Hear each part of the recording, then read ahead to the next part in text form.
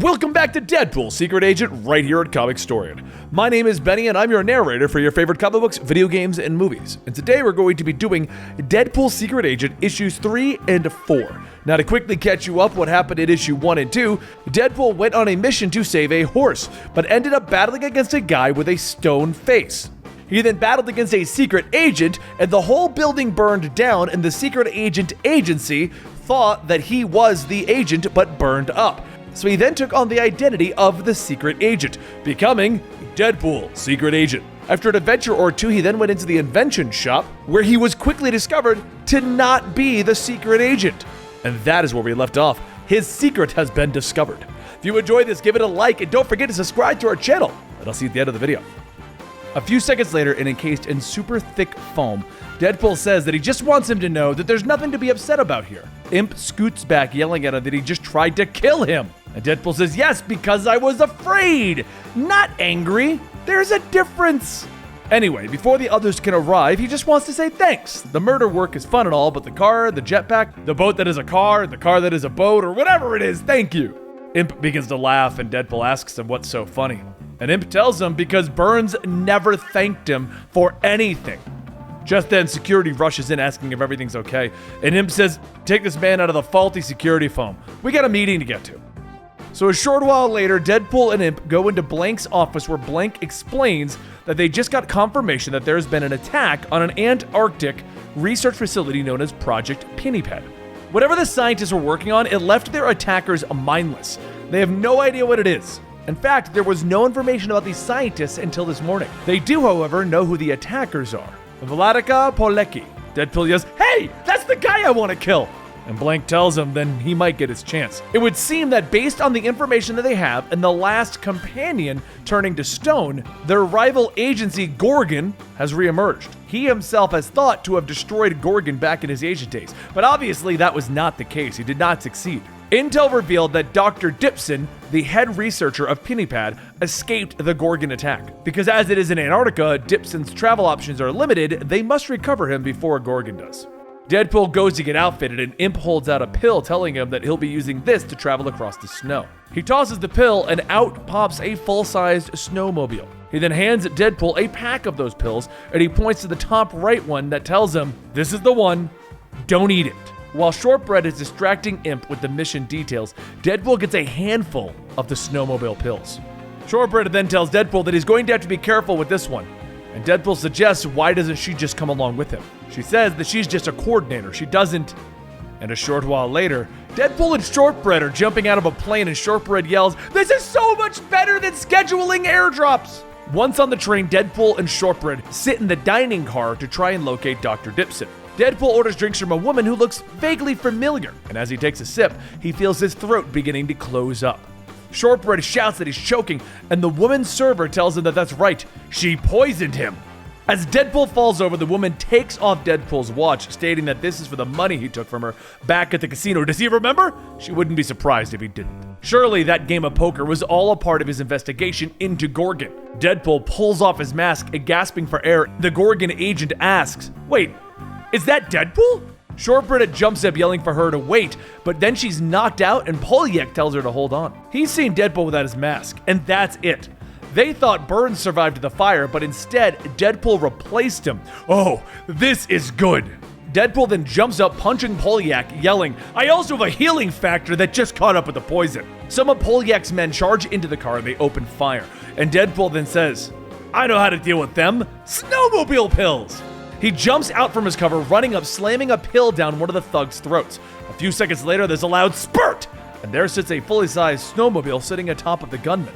He then starts throwing more and more of the pills, which is the equivalent of punching someone with a giant snowmobile. The pill aimed for Poliak misses, and as it expands, it separates the link between the two cars. Deadpool tells him that he's sorry for getting a little too excited about snowmobiles, but sorry everyone! And on the other detached car, Deadpool notices that Dr. Dipson is staring right back at him. Deadpool begins to get back up, and then he's hit with a handful of needles in the neck. Poliak says that since this is Deadpool, they're going to need a large enough dose to knock out even Galactus. Deadpool's involvement changes things. Medusa X will want to see him. So Poliak picks up Deadpool's body, calling out to Shortbread, but Shortbread shows him the transactions going from Jace's bank, and how they're about to go to his and tells him to go to hell. Deadpool reaches out one last time before finally passing out. Later, Deadpool wakes up in a fancy room and he sees a note on the table that tells him, "Welcome, make yourself comfortable, and please join us, signed X." Deadpool gets dressed in his old mask, stating that it feels good to be himself again. Now let's go see what all of this is about. As he walks out, he sees a giant monitor stating, "Welcome to Gorgon." In front of him is a stack of chimichangas, and well, Deadpool just can't help himself, and he has to have at least one. And while he eats, Gorgon's recruitment video plays, and Medusa X tells him, "Welcome to the beautiful Greece, land of legend and mystery. If you've made it this far, congratulations. Gorgon recognizes your ability as a skilled and valuable asset to their team, with principles that mirror those of the original founder, Medusa. Thousands of years ago, Medusa was a beautiful woman wronged by the gods and cursed with a crown of snakes and a gaze that would turn men into stone. There are many stories, but one less told is her formation of a secret society, an organization dedicated to striking back against the unjust gods. Here at Gorgon, we fight to bring back the unjust power, and we know that you'll like it here. You're here because Gorgon believes that you're ready to join the battle, won't you?" As the door opens up, Deadpool walks in, telling them that he thought that they were bad guys, but this all sounds very reasonable. Before he could finish his sentence, he's grabbed by the neck and he slowly begins to turn to stone. Medusa X lets go, telling him that he isn't invulnerable as advertised. Too bad. And Poliak asks if they were really going to recruit him. Deadpool's nothing more than an idiot. It's at that moment that Poliak is punched from behind by a slowly reverting Deadpool as he shouts that he may be an idiot, but idiots can be good killers. Medusa X tells him to stop, but Deadpool yells that it was a nice pitch, but Statue Face here is making a career out of pissing me off. Oh, and the woman back here? Don't know, but she sucks too. Goodbye. Medusa grabs Deadpool by the hand, telling him to wait, and Deadpool says that the whole rock skin thing really isn't going to stop him. The healing factor took care of that. She crushes his hand, telling him that it may be so, but how quickly can it recover from nothing? What would happen if he was turned completely into stone and then crushed? Deadpool pulls back his arm, telling her, "That is untested." And Medusa X goes on telling him, "Then we're going to try this again. For now, let's go to the solarium." As the group leaves, Deadpool whispers to Poliak, asking what happened to him. Did he trip and fall into Medusa? Or maybe Poliak says that he made a mistake and was punished with stone. And Deadpool nods. Does it make you mad that someone like me is far less affected by the same power? Poliak turns back, yelling for him to shut up, and Medusa X stops him, stating that that will be enough. So Deadpool then waves his baby hand, telling them, "Look, even the smashed part is growing back." Once everyone has a seat, Medusa X explains that Arya and Poliak are part of something bigger than themselves. They all have a mutual interest in Dr. Chip Dipson. Now, does he know exactly what the good doctor was working on? Deadpool says the only thing that he was told is that Dipson was working on something that they wanted. And Medusa X tells him that that is actually something Arc Director Blank wants as well. They're trying to keep it out of his hands. Medusa X presses down on the table and soon a projection appears. Medusa X explains that Dipson found another dimension known as Paradox Space. It is a parallel universe that does not obey many of the rules that their reality does. He found it by digging out an impossibly large rock, a protolith. Can God create a rock so heavy that he cannot even lift? That is a paradoxical question, not actually about gods or rocks, but about nature and creation. The rock can and must not exist. Dipson is carrying around just the tip of the protolith, leaving the rest of the impossibly large mass in Paradox Space.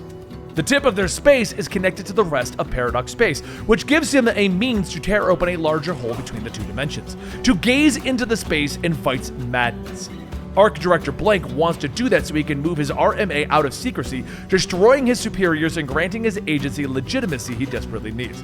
It is that kind of power-hungry madman he'd be leaving if he was to join them. Deadpool can join Gorgon and stop the secret agency from also gaining this unlimited power, plus they'll pay him. Deadpool says that is a lot to take in, and Medusa X gets up stating, "Of course, we'll give you time to think it over. Until then..." But before they could finish, there's a loud neigh, and little Klopples runs up with Medusa X picking him up, stating, "Who's my pretty horse?"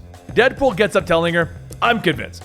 But first, we have to disable the GPS tracker that's in the watch that Arya took." She holds out her wrist, asking how, and Deadpool tells her that they have to turn the dial 45 degrees to the left and 90 to the right, and then 180 to the left. Arya begins to turn the dial, and when she finishes, the watch turns into a spinning blade that cuts off her hand.